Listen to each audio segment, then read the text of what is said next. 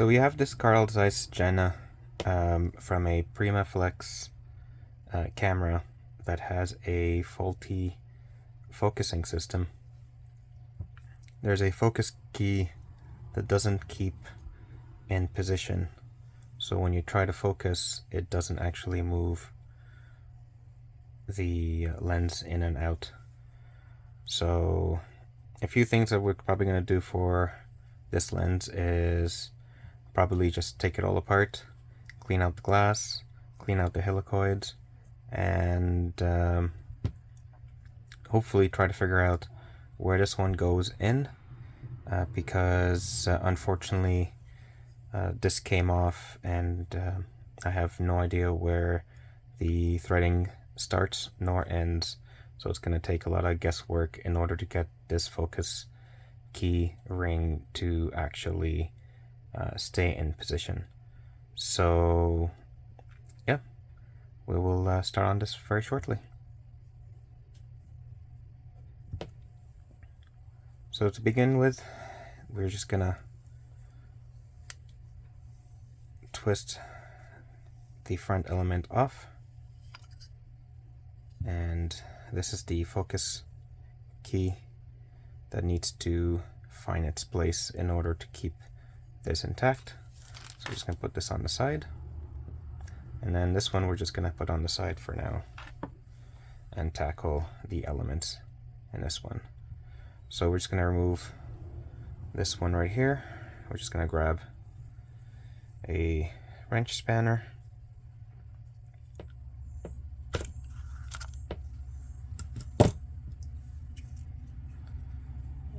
after we loosen it up, we're just gonna use one of the rubber stoppers to just unscrew it.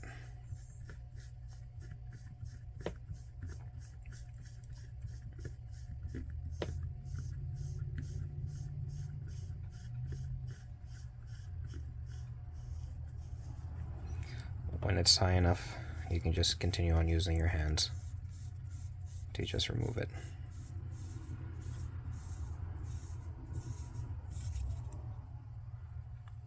Okay, let's put this on the side. Now this should come off altogether, and then there's also a ring, more like a washer, so we'll just put this together so we don't lose it. Alright, so there's a retaining ring on the outside here, so we're just going to put the spanner in,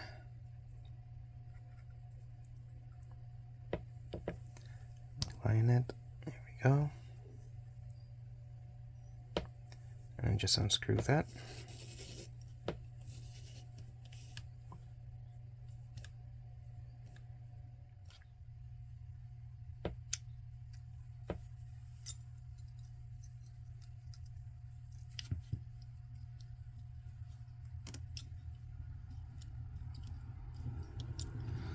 I'm going to remove this little piece here.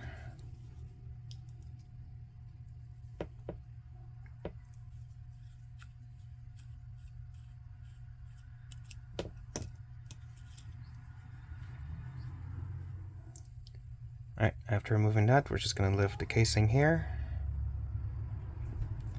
And already there's 4 springs that we need to be careful with. So we're just going to put this one on the side and see if we lift this one off, and just put this on the side for now, not to play with it. Alright, and so far we've gotten most of everything forward. Next, I'm just going to remove this screw that sits there and see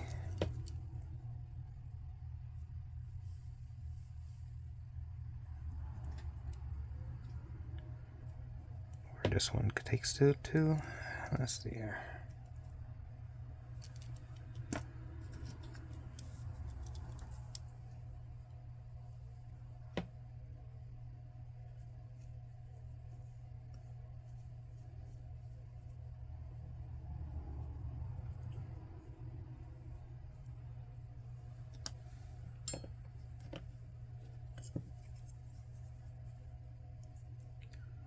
You always want to be careful with loose screws, especially with cameras or lenses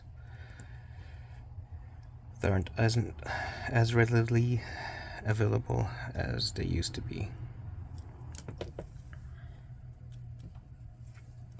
So you want to be careful of how you extract them. Okay, so found out that you can actually unscrew this part.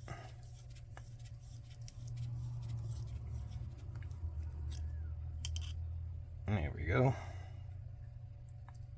Just gonna clean this out from the grease and re-grease that. So this is gonna give me a little bit of a trouble. So I'm gonna try to access the lens elements from the front instead of the back. Maybe this way it would help me to do so. And by doing so, I will carefully drill 2 holes next to each other, not all the way through, just enough that I can grab it with a wrench spanner and unscrew the top.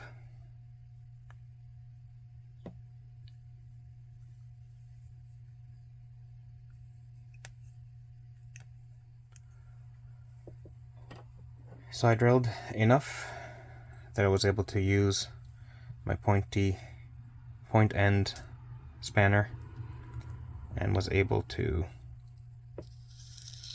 get the top part loose. Once you get it loose, you can go ahead and use the rubber stopper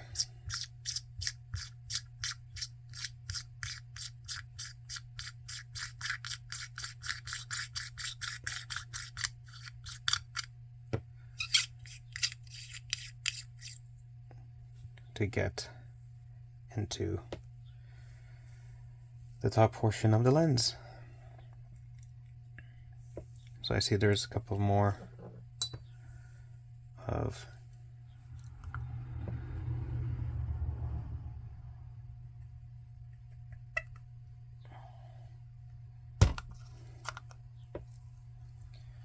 again, once you loosen it up,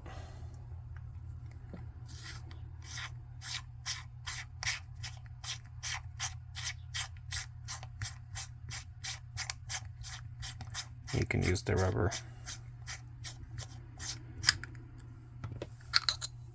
to get them out.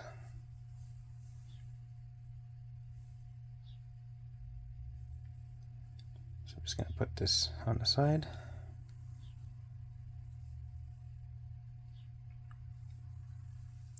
And it looks like there's a clamp of some sort inside. Just gonna try to see. Just gonna use this spanner to improvise a clamp style.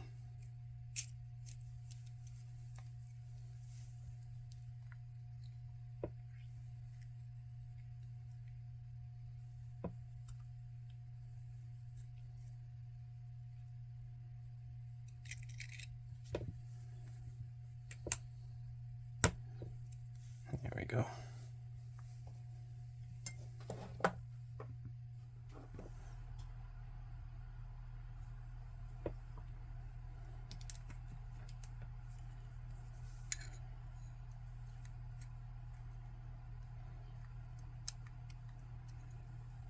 Allow this to come off.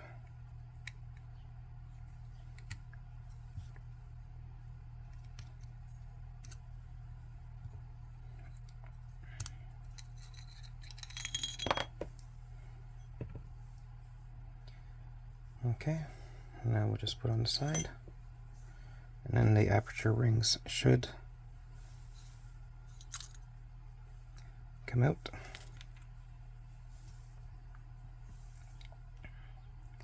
And as you can see, there's already oils on those blades. So we need to pay close attention to which side is which. This is the top, and then this is the bottom. And now I'm going to see if we can access the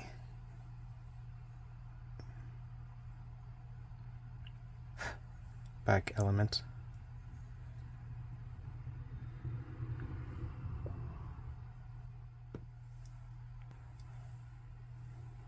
So I managed to take the inner retaining ring for this lens, and hopefully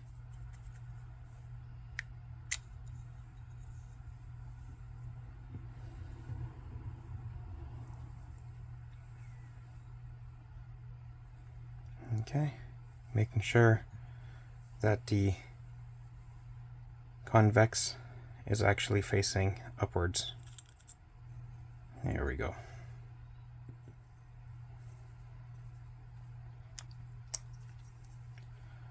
So it's never really been a screw, it's just been a pop-up.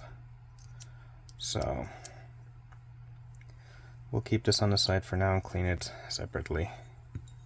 So for now, we have finally disassembled the lens, and now we're just going to go on to the cleaning process. So we're just going to clean up all the grease from the barrel and any of the threads. So I'm just going to use a toothbrush, an old toothbrush, dip it in there, and just regular.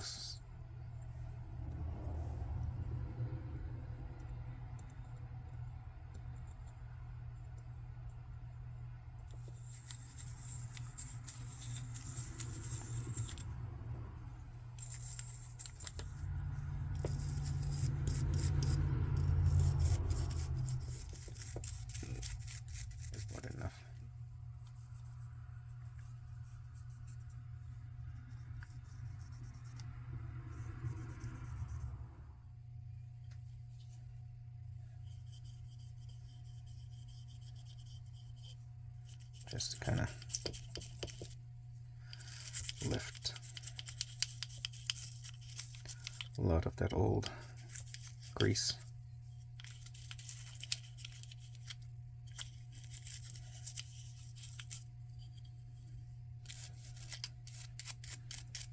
"16 blades. They'll all be needing to clean up. So we'll clean that up.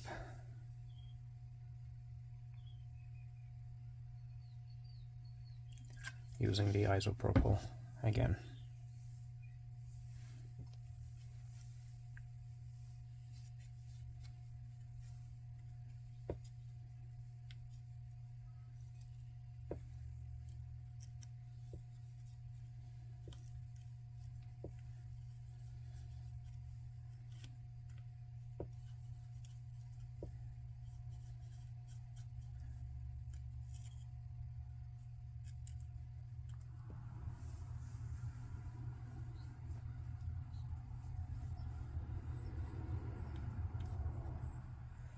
So once everything is dried, we're going to get this retaining ring that basically allows the movement of the apertures when you open and close it. We're just going to apply some of the white dry lube onto the edges. This way it allows a little bit of movement without it grinding against itself. Alright, so There's a few ways of doing it. You can start it in here, or you can start in here. I'm going to probably start in here because it's probably going to be easier. And to do so, if you do start it up here, this is what's going to be on the top, and this is what's going to be on the bottom. So if you're doing it in here, this is the holes that you align it with will be with this, and then if you're starting here, the one with the square edge is going to be aligned into these slots here. So I'm just going to start putting them in here one by one. Setting up apertures, blades does take some time, unfortunately. So take your time. You're not going to get it right the first time, especially if you're not as experienced with them. And you're just basically putting one over the other, simply overlapping it.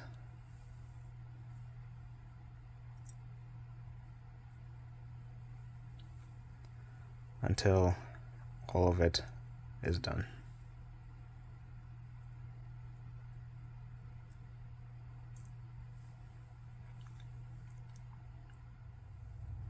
When you've already come full circle, this is where it gets tricky,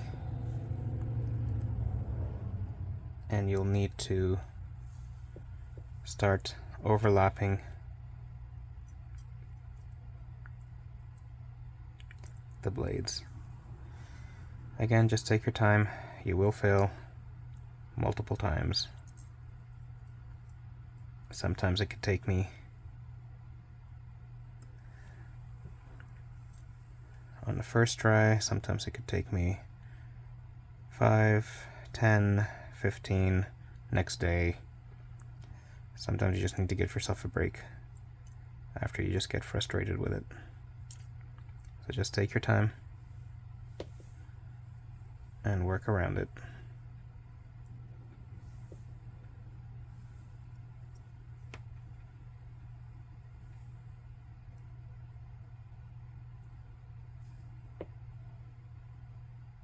We're just going to put it on here.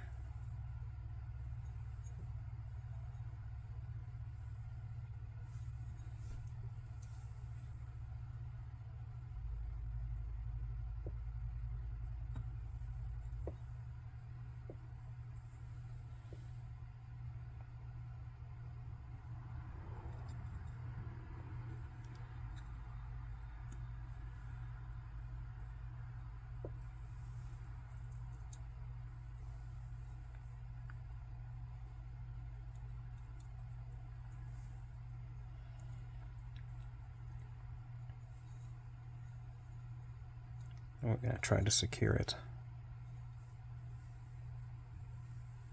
as much as possible.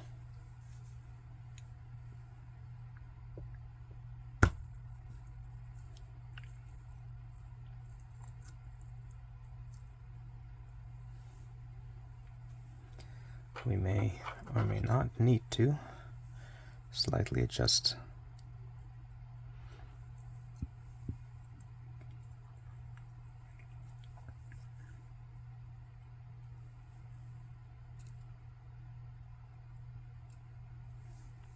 some of these.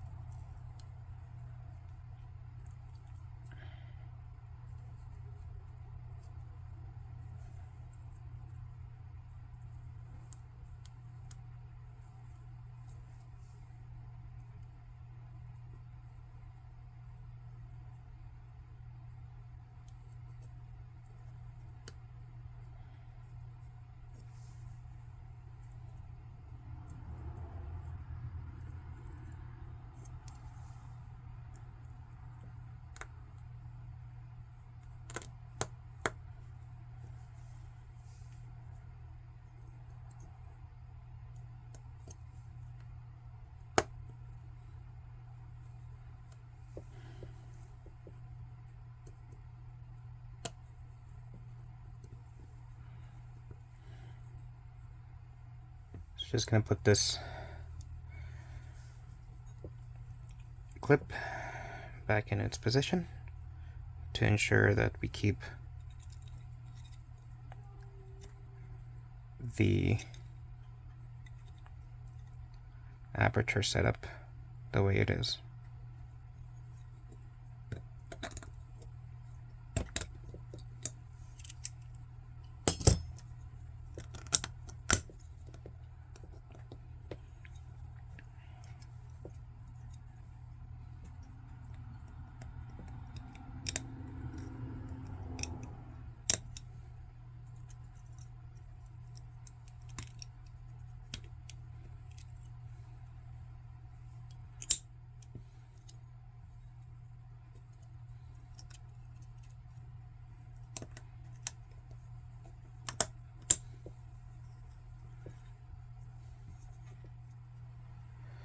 Before we continue with the rest of the assembly, I'm just going to clean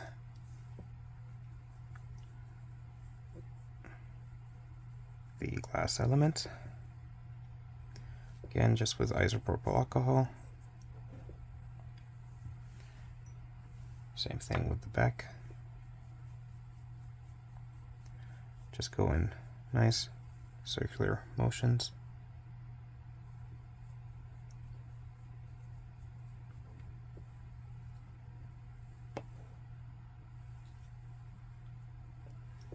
And then I'm just going to use the microfiber towel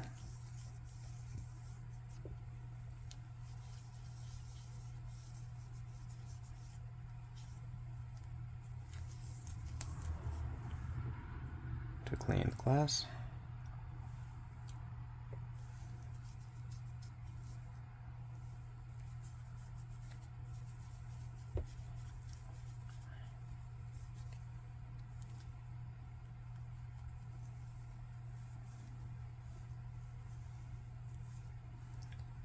For the back element, we'll clean it one more time by placing these two parts together, placing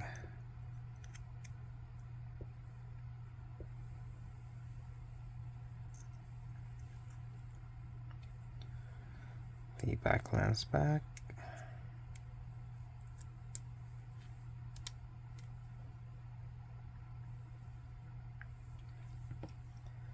and placing the retainer ring. Just going to add a little bit of the dry lube.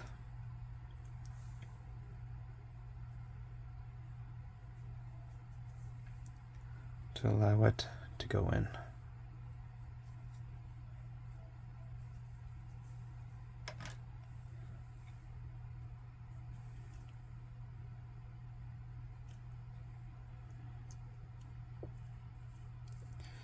And just hand tighten it before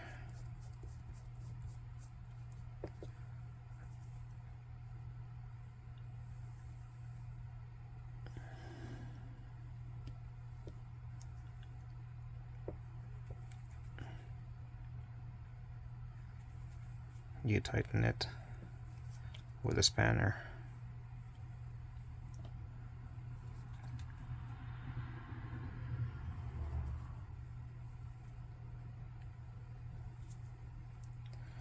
Sadly, sometimes not all of this will fit, so just gonna use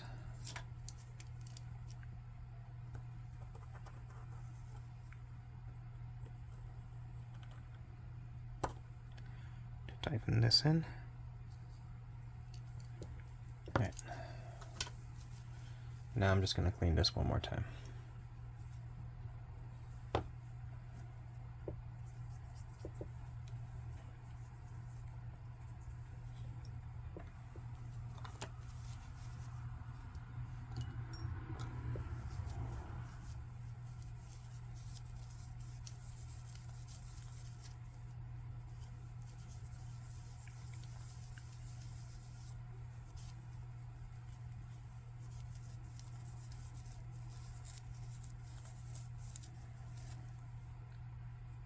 nice and clean. In this case, we'll just put this back in here.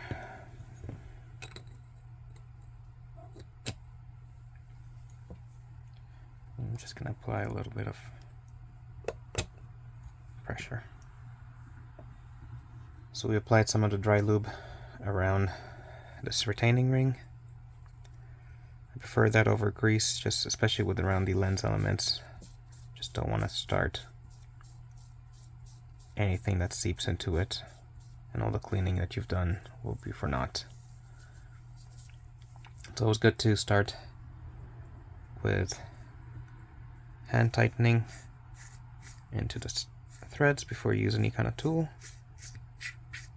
and then just continue on.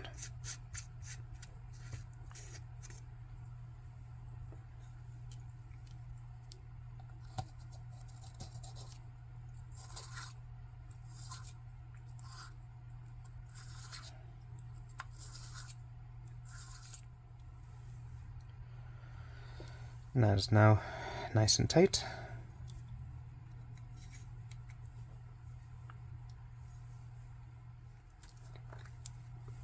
We're going to apply a bit of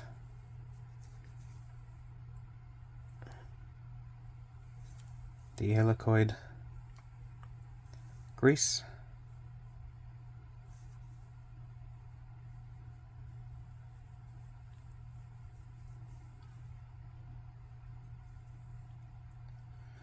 You don't want to apply too much to the point where she's seeping out of the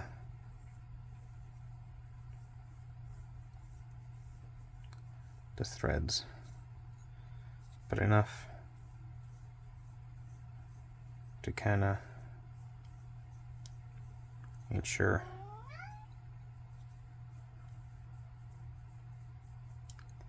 there's enough to grease it. Once we have the threads greased, we're just going to bring the aperture ring, or the ring that has the aperture readings on it, and we're just going to screw it back on there.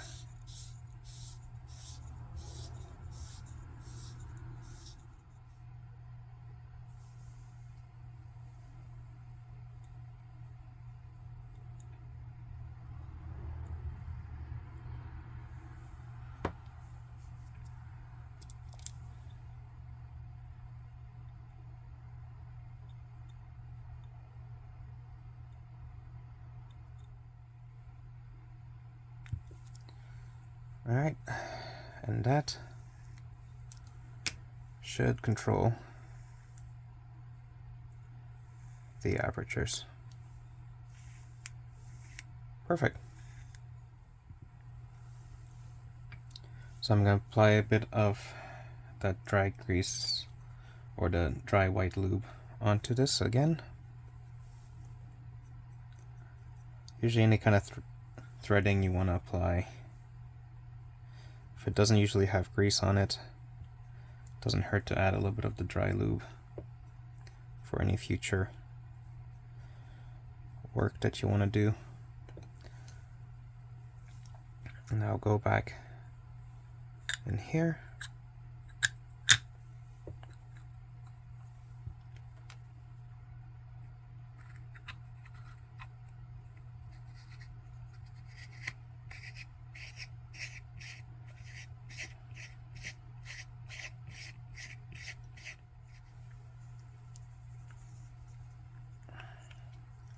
Nice and tight.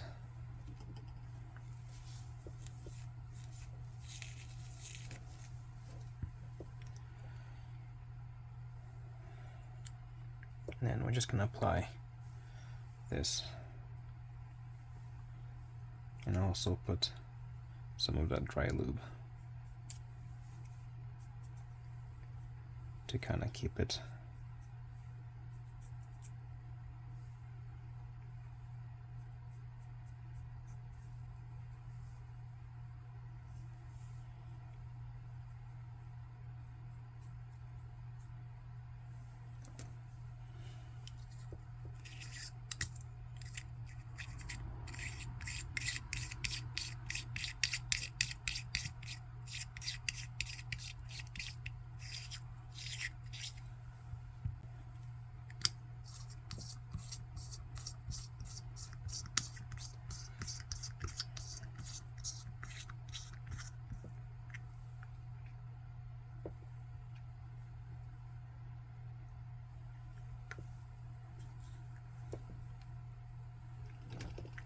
nice and tight.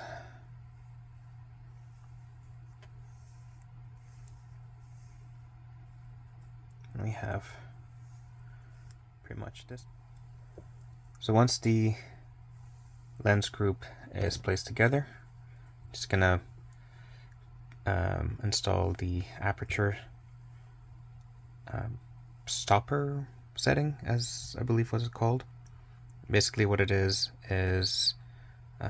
you can set the maximum distance or the maximum setting of your aperture by moving this ring to the settings that you want, and that's as far as the aperture would go. So I'm just going to install that. I'm not flipping it over just because of the springs. I don't want to miss it. There's a red dot that kind of helps you indicate where the peg is, and just put it in with the slots. Next we put this in ring for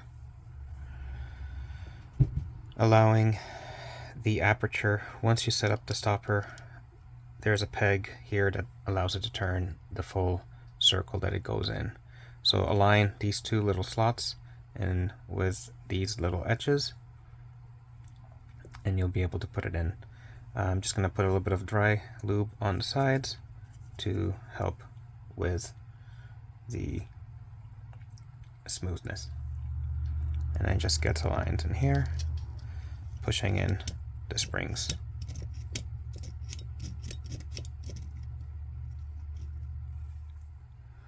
After that, I'm going to put in this retaining ring to keep everything in together, and I've already put a little bit of dry lube in there. Kind of gently find the thread, so hand tighten it until you can tighten it no more, and you can use a spanner after that.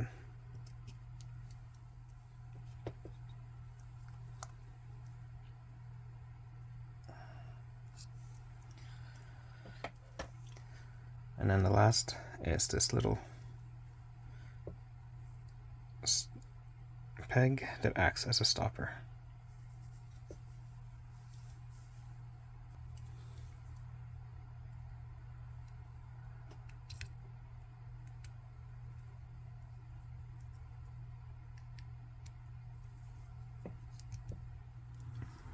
Now to test this out, just push this in, move it to the aperture you want, and then this basically allows it to stop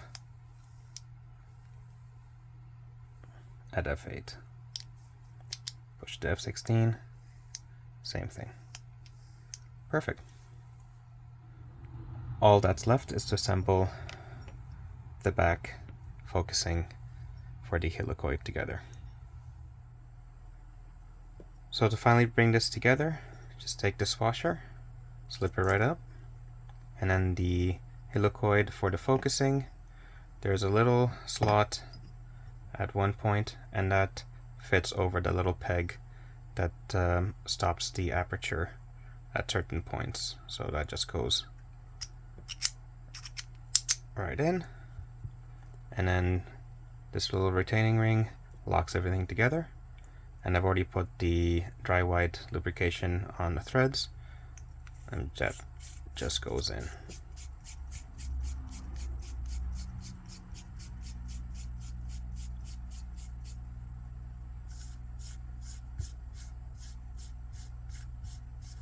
And I just use the rubber to hand tighten.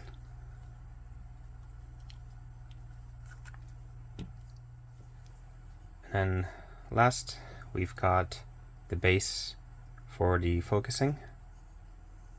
It is a little stiff, and all we have to do to disassemble it is there's a little screw that acts also as a stopper. So all we have to do is take that off. And before we do that, and I've already done it here, I put it to infinity, and then I put a little mark, scored a little mark on it. This way I know where to put it back when I screw it back on. So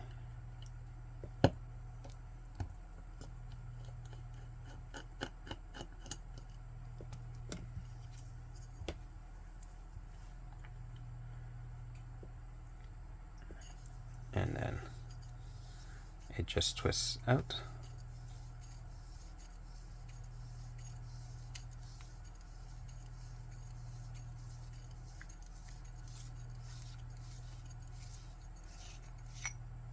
Like so, and you can see the old grease that was used. So we're just going to clean that with the isopropyl.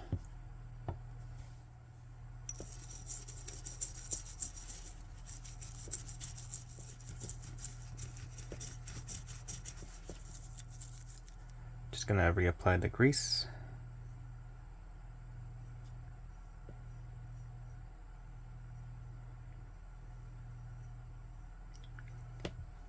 I'm going to do it on both ends.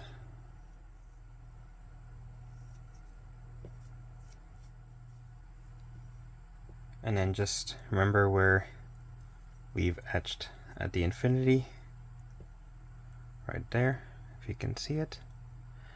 And then we're just going to screw this back together and stop it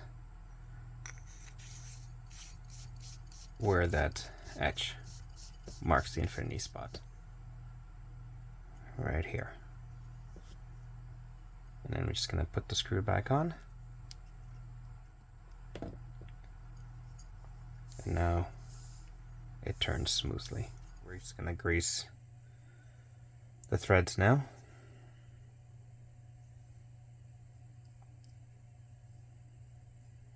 Following the same rule of apply enough to cover the threads, but not too much to the point where they seep out of it.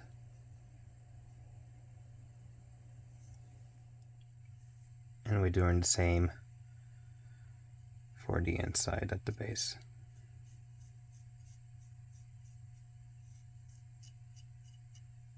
Now that we have the helicoids all greased up and ready to go, I've determined that this part of the lens is the entry point for the focusing helicoids. 22 on the left hand side. So we're just going to match this together, making sure that the focus is at infinity, and then just let the threads find them. There we go. And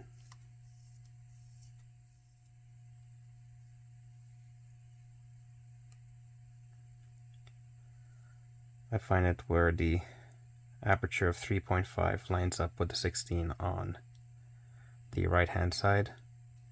That should be the ideal spot for the focus to work.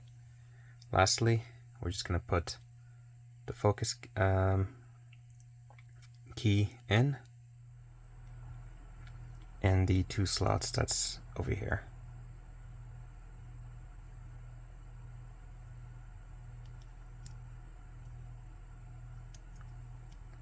Gently apply pressure to flush it out, and we're just going to give it a test run.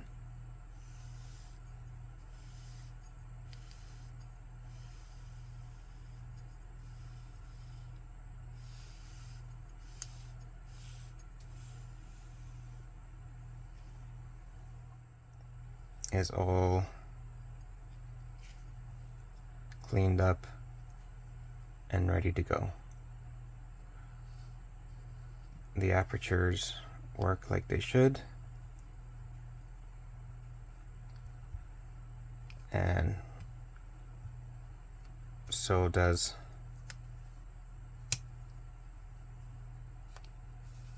the aperture stopper, and focusing goes in and out the way it should.